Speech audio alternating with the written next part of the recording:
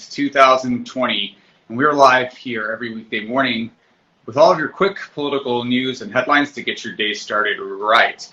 This morning, a lot of election 2020 news and a lot of news coming out of the Trump administration for yet more obstructive acts that seem to be really in spitting in the face of American democracy and the United States Constitution. So Attorney General Bill Barr said yesterday that he reportedly told federal prosecutors that they should aggressively consider charging violent demonstrators at anti-racism protests, and that they should be charged with plotting to overthrow the United States government, and threw in a sort of smattering of other federal crimes. So Barr also told the attorneys around the country, U.S. attorneys, so these are federal attorneys that would fall under the federal government's jurisdiction, which is, of course, Bill Barr's, because Bill Barr is the Attorney General of the United States. He is the leading law enforcement official in the United States.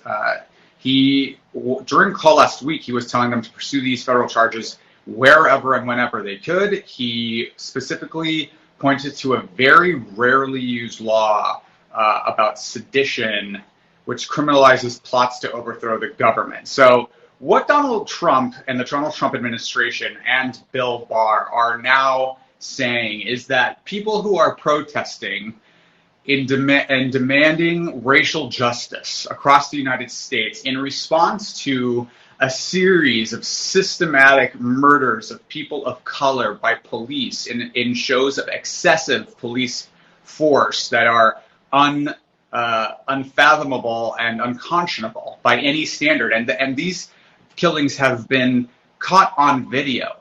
That these protests in response to excessive force by the government are acts of sedition trying to overthrow the government. Now, this is extremely undemocratic. It is extremely, it flies right in the face of all of our democratic norms and principles, because the very First Amendment of the United States of America gathers us the rights to free speech and the rights to freedom to assemble, peacefully assemble. So we do know that the majority of these protests are peaceful. Of course, people who engage in violence or looting, which is a very rare occurrence at these protests, and these rare occurrences are being used and propagated as propaganda points by the administration to suggest that the country is descending into chaos and that democratically controlled cities are descending into chaos, but are not rooted in any fact. Of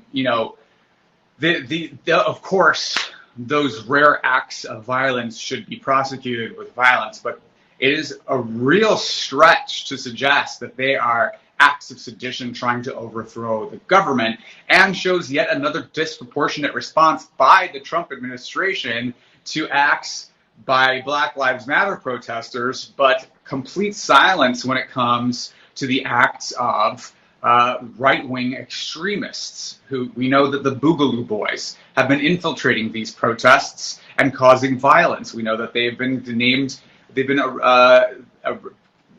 the FBI in engaging in conspiracy plots to do so, to create violence. We know that right-wing vigilante groups are blocking access roads in Oregon during one of the most unprecedented fires in the state's history, the most unprecedented fire series and sets of fires on the entire West Coast, where over 5 million acres have burned. We know that the Trump administration has stayed totally silent on these vigilantes who are putting people's lives in danger. A couple months ago, there were armed right-wing vigilantes who took to the Michigan State House and were threatening to kill Governor Gretchen Whitmer, and the Trump administration did nothing.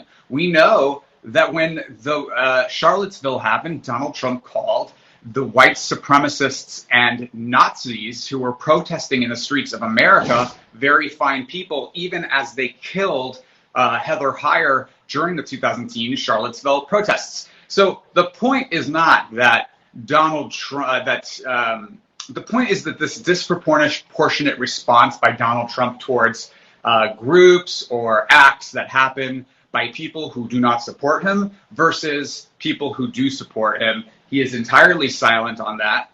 and that's a very big problem. So protesting is not sedition. Acts of violence that happen at protests should be responded to, of course, but protesting is one of the cornerstone of American freedom, and I'll note is an act of patriotism, because dissent is patriotic. That's what America was founded on. And if you don't like dissent, then you should not be in the United States. Go to another country that discourages dissent. Maybe Iran is more appropriate for you. So detained women are claiming that their reproductive organs are being removed unnecessarily. So this came from a whistleblower report about ICE detention, an ICE detention facility that is performing forced hysterectomies on women who don't need it, in some instances telling them that they have cancer when they don't, and removing their reproductive organs. So multiple women detained by ICE say that a doctor unnecessarily removed their reproductive organs, corroborating earlier reports of sterilizations without consent on migrant women from a detention facility in Georgia. So 2 women at least have claimed that their organs were removed and either were not consented to or were coerced into procedures while being detained at a privately run ICE facility in Irwin County. So House Democrats, of course, are demanding an investigation. Is this the Handmaid's Tale? What do you guys think about this? Regardless of your political affiliation, I want to know what are your thoughts on forced sterilizations of immigrant women who come to the United States and are being detained by ICE, having their reproductive organs removed forcibly? This is very troubling because, The Handmaid's Tale is one of the more popular shows on TV. This is the kind of antics that are very troubling. Laura Camacho is saying hello from San Jose. Barr is out of his mind trying to charge with sedition. There you go. Leroy says, what about looting? What about looting? I think looting is a very rare instance in these protests, and the acts of looting, of course, are criminal and should be charged. But I think conflating one bad act of looting should not, with the entire protest movement of the Black Lives Matter protest or any protest movement, is a big, big mistake, because protesting is an American right and it's enshrouded in our Constitution. Laura Camacho believes it's an act of genocide. I'm not sure if she's talking about the forced sterilizations, but it is an act. It is a inhuman act, and it surely must violate international human rights laws, because it's barbaric and arcane and really, truly troubling. So on top of that, the coronavirus deaths have now officially topped 200,000 in the United States. So meanwhile, the President of the United States is holding indoor unmasked rallies in Nevada.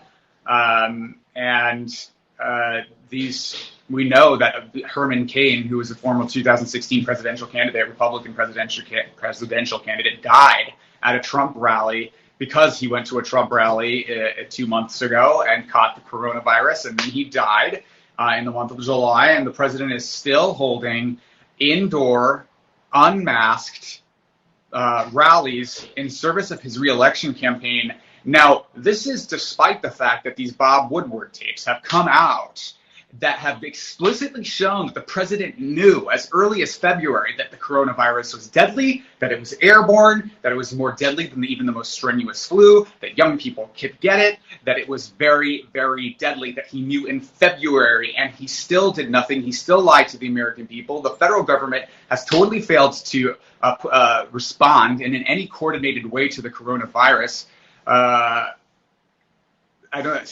Barry Bonnie says, hello, good sir. Would you prefer to navigate the Gulf of Mexico on a Viking warship, or would you prefer to use a magic carpet? I don't know if that was a racial insinuation, but, take one to the bank.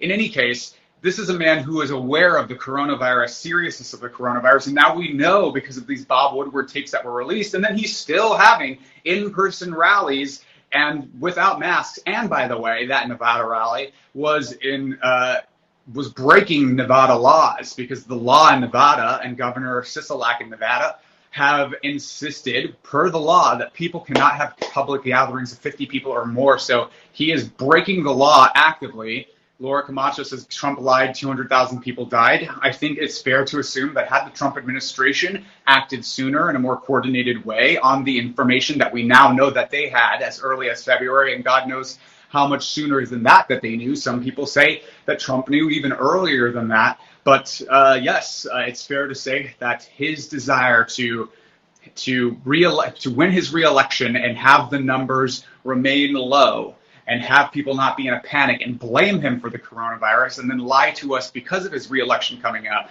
led to the needless deaths of Americans. Normal economist 6486 says Trump needs to go.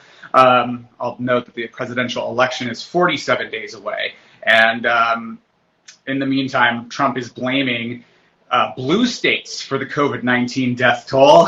He's politicizing the deaths of now 200,000 Americans, and yesterday he placed the blame for the nation's extremely high death toll from coronavirus on, quote, blue states. Now, the United States has 5% of the world's population, 20% of the world's infections, and he's saying that, quote, the blue states have tremendous death rates, Trump said in a news conference yesterday, quote, if you take the blue states out, we're at a level that I don't think anybody in the world would be at. We're really at a very low level.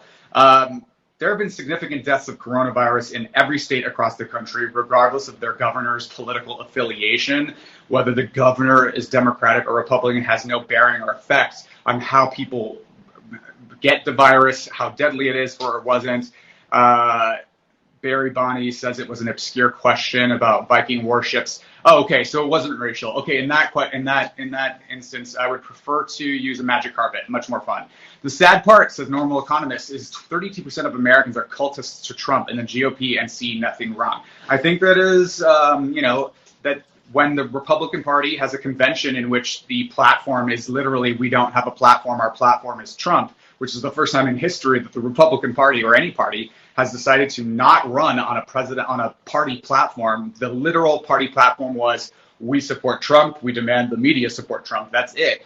Then it's very fair to make that kind of a calculation about cultists and the fact that the GOP has been taken over by the cult of Trump. So now Trump is blaming the deaths of coronavirus on blue states. This is, of course, absurd. And just another way he can start to cast the democratically controlled states as being the problem to try to bolster his reelection campaign. Everything's in furtherance of his reelection campaign, even people who will die at his indoor rallies that he's holding, knowing very, very full well that they will die. Laura Camacho says, yeah, he knew very early on. It only makes sense that POTUS gets knowledge before the rest of the country. His inaction caused unnecessary deaths that were preventable. Thank you, Laura. Makatich says, Orange Man bad. The summary of this is probably Orange Man bad. Anyway, this has been the AM Report with Alex Mahajer for HAPS News, the network of now. We are live every weekday morning at 7:30 Pacific, 10:30 Eastern, right here. If you like this content, if you like this journalism, you can join me every weekday morning, but consider sponsoring this content. Consider buying me a cup of coffee. If you sponsor this content, I'll shout you out live on air. You can do it at haps.tv/@Alex Mahajer, and I will see you tomorrow morning with Miranda Yaber, who is a political scientist and an expert on constitutional law, and she's going to be joining us with our weekly segment called What's on the Ballot with Miranda Yaber. So make sure to tune in tomorrow morning. Thank you, Laura. Thank you, everybody, for joining.